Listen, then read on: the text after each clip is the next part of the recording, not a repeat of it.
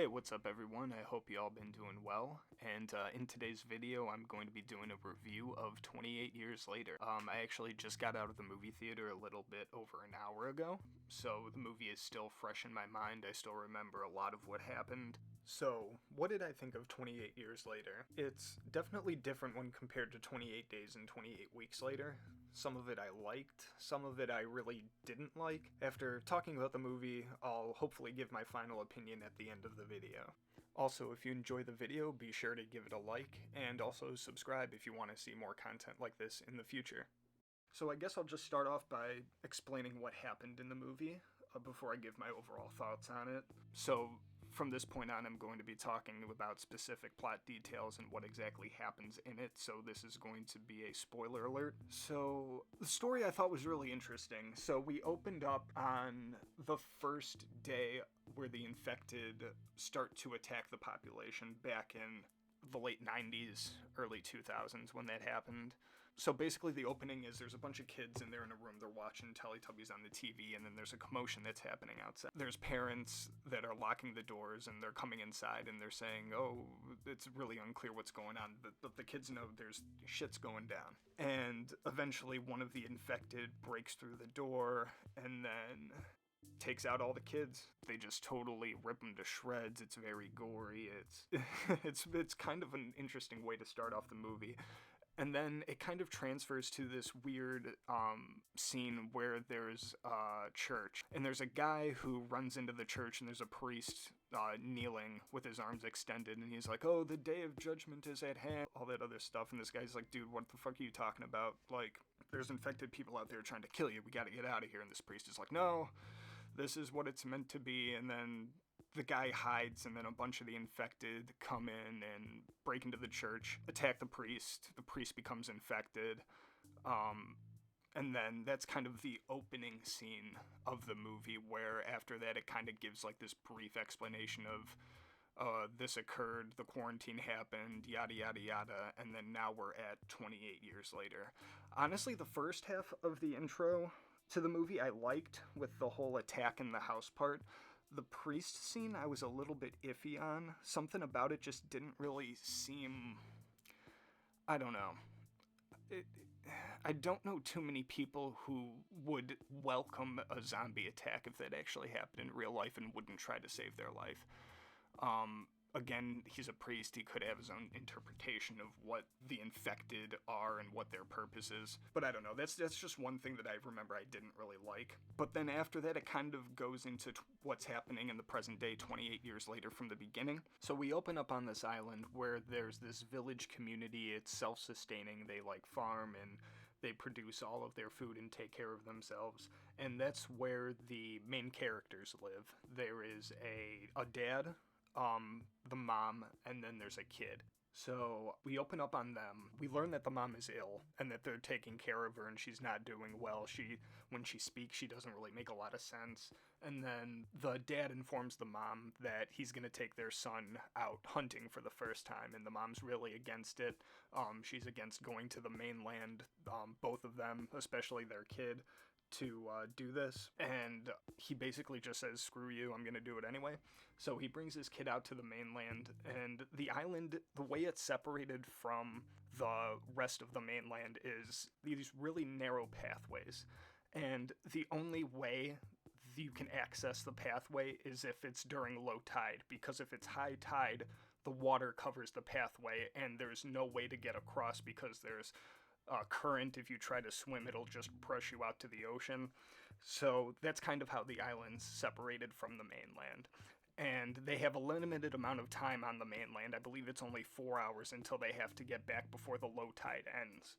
So basically the father, whose name is Jamie, he's taking his son Spike out to the mainland in order to basically train him to kill the infected, I believe. And after a little bit of searching, they come across an infected who's just crawling on the forest floor. I believe there's a crow on the infected's back that's kind of just pecking at its skin while it's just moving along on the ground. So the dad tells the kid, yo, this is your moment, you gotta kill this right now. Kid pulls out his bow, puts in an arrow, fires it, and the arrow shoots straight into the zombie's neck and he kills the zombie. While this is all happening, there is an infected crawling up from behind them. The father and the son, they have no idea the infected's there. And at the last moment, the dad sees it and then puts an arrow through it and kills it. So honestly, I'm having a little bit of trouble remembering exactly what happened next in the movie. I remember at some point after Spike gets his first kill, the dad and Spike are wandering through the forest and they come across like this a house on the mainland, and they're going inside and looking around and they see this infected who is hung upside down by his legs from the ceiling, and he has a bag wrapped around his head. And I believe the dad tells Spike that he wants him to kill it because the more infected he kills, the easier it gets. And Spike's kind of hesitant about it. He doesn't really want to do it just because he's new to this whole thing. He's not used to doing it. But he eventually does get the courage to kill the infected, and he kills it the same way he did before, shoots an arrow through it, and it dies. After Spike kills the infected, Jamie and Spike leave the house and go back into the forest, I'm guessing to kill more infected, and they come across a pack of infected. They're actually pretty far away from them. When they first come across them, they look over at this hill and they just see their silhouettes. And the biggest one that you see, the one down on the far right, yells, and then all of the infected begin to chase Jamie and Spike, but the alpha stays behind. And this kind of leads me to my first main complaint about this movie. In my opinion, the infected don't look nearly as scary as the ones in the first two movies. I'm not sure why. It might be just because it's like less gory.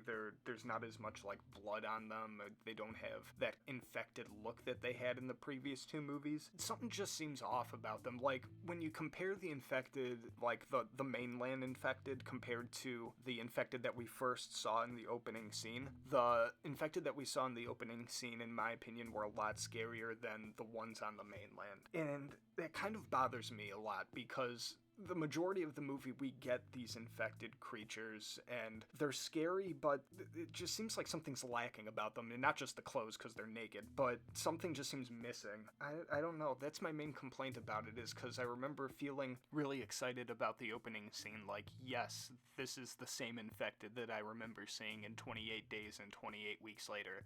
But then for the rest of the movie, it's just kind of like these wild humans. Like, they are technically human, but because they're infected and they've been in the wild for so many years, it's almost like they behave like animals now, where they go out in packs and they stay with each other as opposed to going out on their own. So that's why I might refer to them as creatures occasionally. So the infected are chasing Spike and Jamie, and they run back to the cottage to seek shelter. They run upstairs and they manage to find an entryway into the attic, and they get up in the attic and they hide up there and kind of just wait it out. They end up missing the low tide, their time frame to get back, so they end up hiding out in the attic for the whole night. And while they're in the attic, they see a bonfire in the distance, and I believe his dad tells him it's the mainland people who are kind of kooky, and they're the same people who did that stuff to the infected who was hanging and had the name Jimmy carved into his chest. While Jamie and Spike are in the attic, Jamie notices the house begin to shake, and he wakes up Spike in enough time for them to make it out of the house before it crumbles because it's so old. They start to panic because they know the infected are nearby, but Jamie realizes that it's early enough in the morning and the low tide is going to be just shallow enough that they could run across it and make it back to the island. So they start booking it to the island from the house. They make it, I think, about halfway through the pathway while they're in the water, so as they're running, they're not running full speed because the water's slowing them down. And when they're about at the halfway mark, the alpha just darts out from the forest, just starts running after them. They turn around and they realize that the alpha's chasing them, and at some point I thought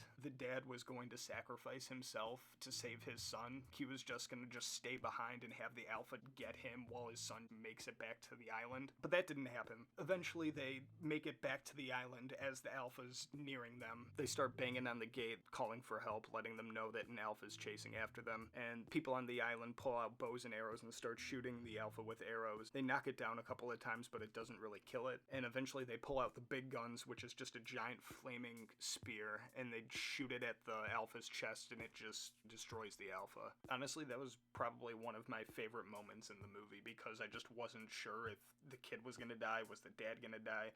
I'm pretty sure the dad was going to die, but I was shocked when they both made it out alive. So Jamie and Spike make it back to the village alive. Later that night, the whole village has a celebration honoring Spike's first kill. At some point, I believe Spike witnesses his dad make out with a woman who isn't his mom, so that happens. And then at some point when Spike's still at the village, he's talking to someone, and the person informs Spike that doctors exist, and there's someone on the mainland who could potentially help figure out what's wrong with his mom. After learning this, Spike goes to his father to see what he has to say about the doctor and if they could go out to figure out what's wrong with his mom. His dad is against it because when he was younger, there was a time when he was on the mainland and he saw the doctor burn hundreds of bodies that were lined up in rows laid on the grass, and it really freaked him out. So because of that, his dad is against Spike going to the doctor for help. Spike basically says, "Screw you, Dad, I'm going to help my mom," sneaks out during low tide with his mom to the mainland before his dad realizes they're gone.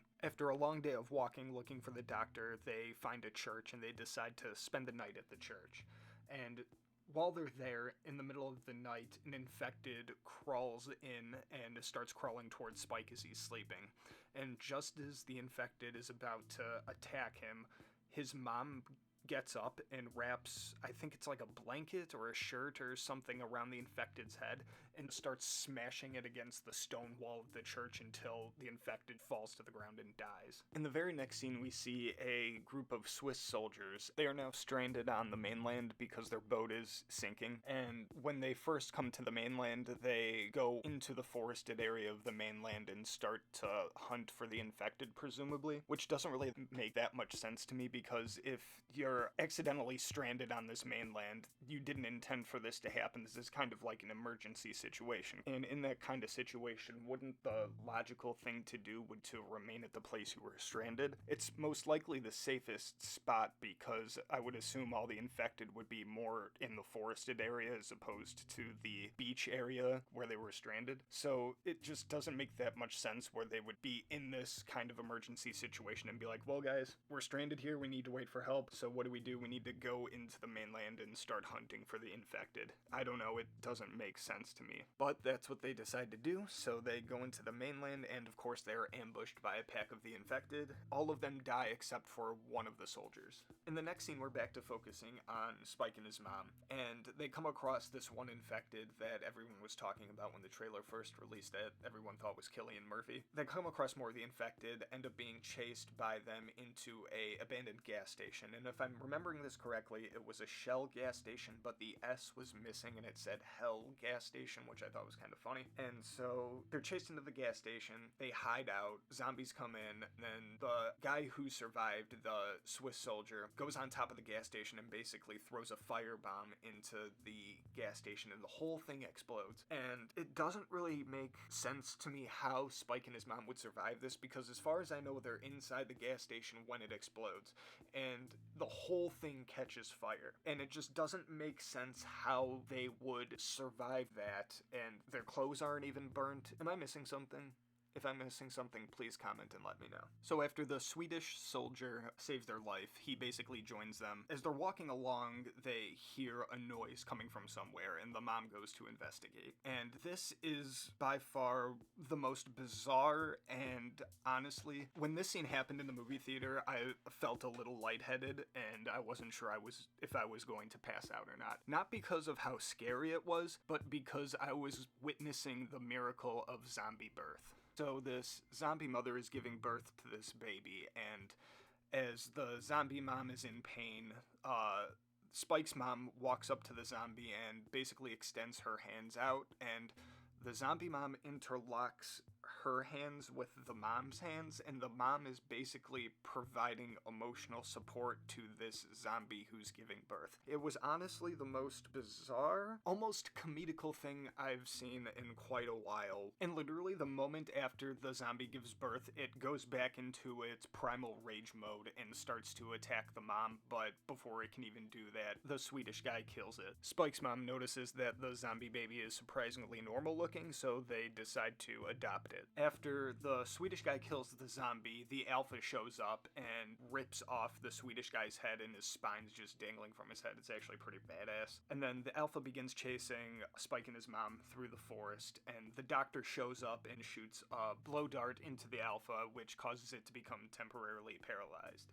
So Spike and his mom follow the doctor to his little hangout area where he lives, and they see this giant tower that's completely made up of skulls. Basically what that represents is death, and the doctor explains Memento Mori, which is, what was Memento Mori? Remember death. Memento Mori means remember death, and there's this whole scene where he explains how we need to accept death, and death is a part of our reality, and how the skull memorial is dedicated to all the people who lost their lives during the zombie outbreak. Now that Spike and his mom have reached the doctor finally examines Spike's mom and determines that she has cancer. Spike's mom decides that she doesn't want to live with the disease any longer because she's in too much pain, so she is euthanized by the doctor. Spike's mom is then cremated. Spike then takes her skull, climbs the Memento Mori Memorial of Skulls, and places hers on the very top.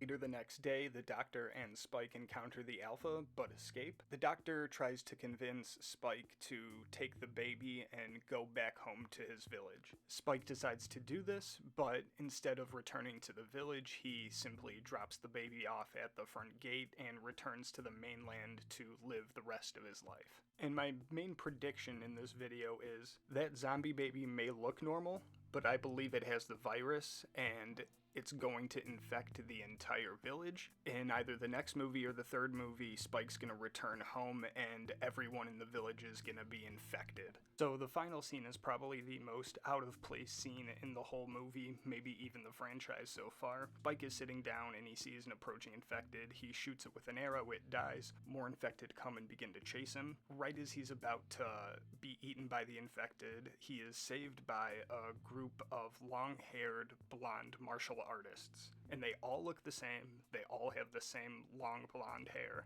The leader of the blonde martial art group is an older guy.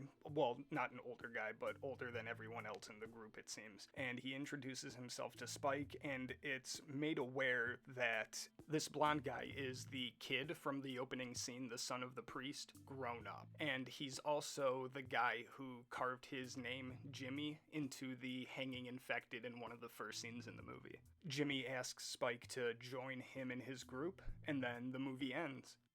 What are my final thoughts on 28 years later? It's different from 28 Days and 28 Weeks, with this one taking place entirely in the wild. It's similar to the previous movies in the sense that it's realistic and can be taken seriously. If I had never seen 28 Days Later or 28 Weeks before watching this, I would think this is a pretty good movie, mainly because I didn't have anything to compare it to. However, being a fan of the previous two movies and having seen them countless times over the years, I would be lying if I said I wasn't disappointed. The acting was great, but the characters weren't that interesting, and the overall feel of it just seemed off. One other thing that bothered me about the movie was during certain kill scenes for the infected. Every time it seemed like an arrow went through their head, the screen froze, almost like someone who was watching the movie accidentally paused the movie and then unpaused it really fast, realizing they messed up. And that kind of bothers me a little bit because many of the kills in 28 Days and 28 Weeks Later are done in a very fast-paced way, almost like it's sped up. They're done so fast and it's done so quickly, it's almost like a